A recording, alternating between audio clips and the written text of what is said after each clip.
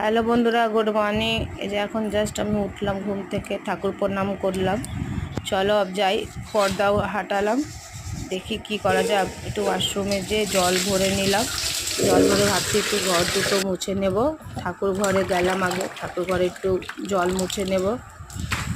ঠাকুর ঘরটা মুছে নিচ্ছি বন্ধুরা। তারপরে একটু নিচে আসলাম রান্নাঘরে, মায়ের ঘরটা দেখছি উলট পালট রয়েছে। চলো মায়ের ঘরটা একটু পরিষ্কার করে নিই চট করে। চাদর উঠিয়ে দিলাম মায়ের ঘরে, চাদরটা দেখো পেতে দিলাম মায়ের ঘরটা।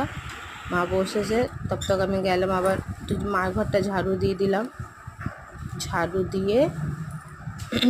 দিয়ে দিলাম মায়ের ঘরটা। চলো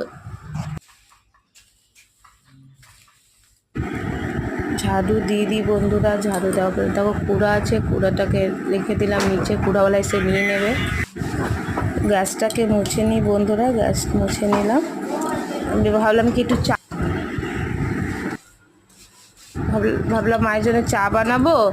দুধ নিলাম, দেখছি এত গরম কি দুধই ফেটে গেছে। তারপরে দেখো পুরো পসিনা হয়ে গেছে। আমি মুখ ধুয়ে নিলাম, যাচ্ছি ওয়াশরুমে স্নান করে নিলাম। স্নান করে আসার পরে ঠাকুর গোপাল দিয়ে দিই। ঠাকুর গোপাল ঠাকুর পুজো দিচ্ছি। ঠাকুরকে আগে উঠালাম, তারপরে ফুল যত আছে ঠাকুর সবটাকে নামালাম।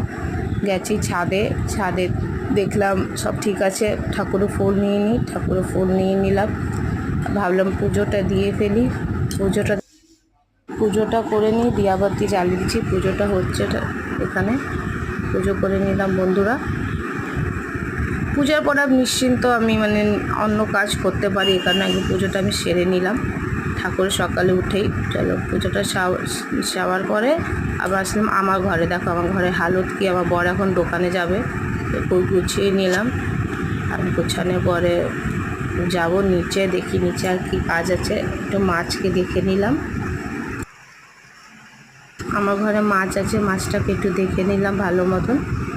তো এতটুকুই ভিডিও করলাম, আবার পরে তোমরা আপডেট দিতে থাকো, ভালো লাগবে বন্ধুরা।